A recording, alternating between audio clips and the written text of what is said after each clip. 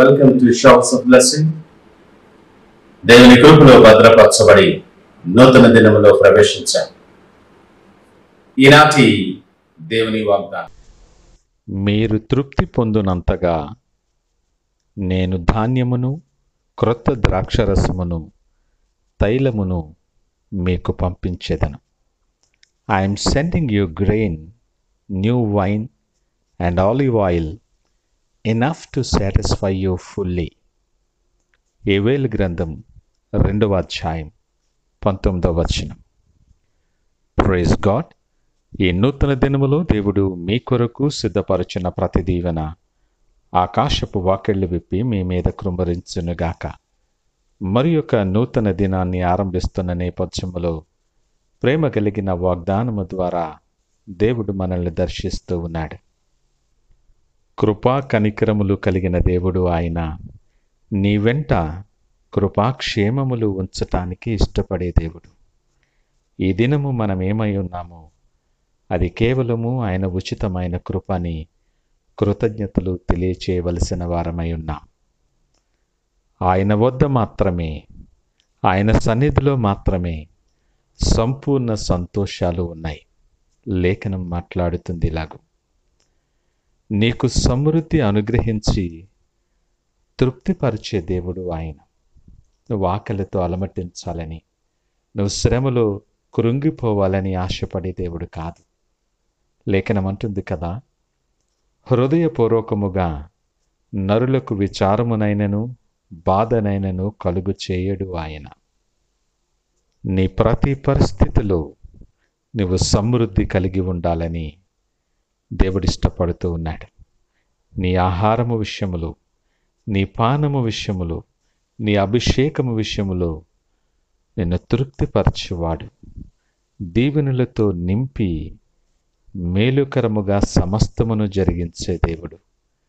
నీ కొరకు సిద్ధపరచిన మేలు ఎంతో గొప్పదని మనము గ్రహించవలసిన వారముగా ఉన్నాం.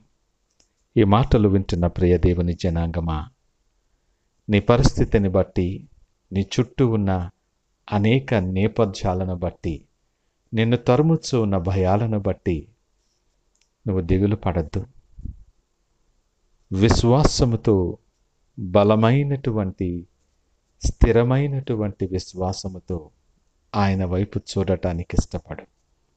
నీ విశ్వాసము నుండి నిన్ను తప్పించటానికి, నిన్ను బలహీనపరచటానికి అపవాది అనేక రకములుగా, అనేక విధాలుగా ప్రయత్నం చేస్తూ ఉండొచ్చు.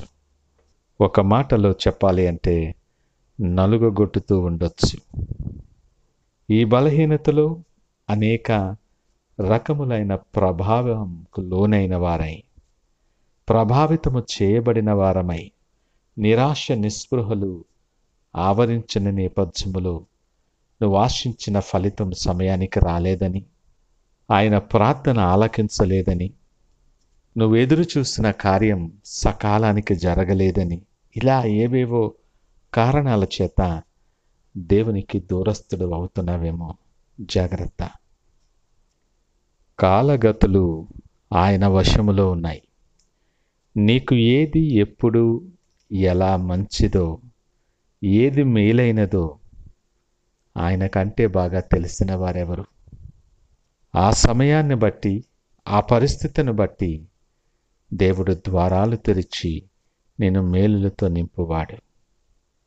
ఆయన ఏం చెయ్యాలో, ఎలా చెయ్యాలో మనం చెప్పకూడదు. చాలాసార్లు మన బలహీనతలో దేవునిని మనం అలాగనే అడుగుతాం. దేవునికి ఎలాగూ చెయ్యాలో, ఏం చెయ్యాలో మనమే సూచిస్తూ ఉంటాం. సర్వాంతర్యామి ఆయన, గుప్పిలి విప్పి ప్రతి జీవి కోరికను తీర్చగలిగిన సమర్థుడు ఆయన. నీ అవసరాలు, నీ పరిస్థితులు ఆయనకు కనుమరుగై ఉండలేదు. సమస్తము ఎరిగినవాడు. సహనముతో ఆయన కొరకు కనిపెట్టు. విశ్వాసముతో ఎదురుచూడు. నాశనకరమైన గోతులో నుండి, జిగిటగల దొంగ ఊబి నుండి నిన్ను లేపి తృప్తిపరచి బలపరచి సాక్షిగా నిలవబెడతాడు. సింహపు పిల్లలు లేమిగలవై ఆకలిగొంటాయేమో కానీ ఆయనను ఆశ్రయించు వారికి ఏ మేలు కొదువై ఉండదని లేఖనం మాట్లాడుతుంది. ఈ మాటలు వింటున్న నిన్ను ఆయన ప్రత్యేకించి ఏర్పాటు చేసుకున్నాడు. ఎంపిక చేసుకున్న జనాంగములో నిన్ను జ్ఞాపకము చేసుకొని నూతన దినమనే అవకాశం ఇచ్చి నీవు తృప్తి పొందినంతగా నీకు సమస్తములో సమృద్ధి కలుగు చేసి నేను అభిషేకించాలని దేవుడు ఇష్టపడుతూ ఉన్నాడు. ఈ నూతన దినములు ఆయన సిద్ధపరిచిన ప్రతి ఆశీర్వాదం మనము స్వతంత్రించుకొని ఆయన కొరకు సాక్షులుగా నిలిచేలాగున సిద్ధపడి దినాన్ని ఆరంభిద్దామా? ప్రార్థించుకుందాం. పరిశుద్ధుడు, ప్రేమ నమ్మకమైన మా యేసయ్యా, స్తోత్రాలు, వందనాలు. ఈ ఉదయకాల సమయం మాకు ఆదరణ కలిగించే వాక్యము ద్వారా మమ్మల్ని దర్శించారు. నీ కన్నులకు మరుగైనటువంటిది ఏమీ లేదు. మాకు ఏది మేలైనదో, ఏది ఉత్తమమైనదో, ఏ సమయం యోగ్యమైనదో నువ్వు ఎరిగిన దేవుడవు. తృప్తి పొందినంతగా నువ్వు ధాన్యము, ద్రాక్షరసము, తైలమును మాకు పంపించదనని ఆ మాట ధైర్యాన్ని కలుగు చేస్తుంది. లోకాన్ని చూడక సర్వంతర్యామి, సర్వ సమృద్ధి కలుగు చేయగలిగిన వాడైనటువంటి మీ వైపు చూస్తూ ఈ దినాన్ని ఆరంభించడానికి సహాయము దయచేయమని మా చేతులు మీ చేతులకు అప్పగిస్తూ మీరే మహిమ, ఘనత, ప్రభావాలు పొందుకోమని యేసు పరిశుద్ధ నామమున అడిగి వేడుకొనుచున్నాము తండ్రి. ఆమేన్. God bless you.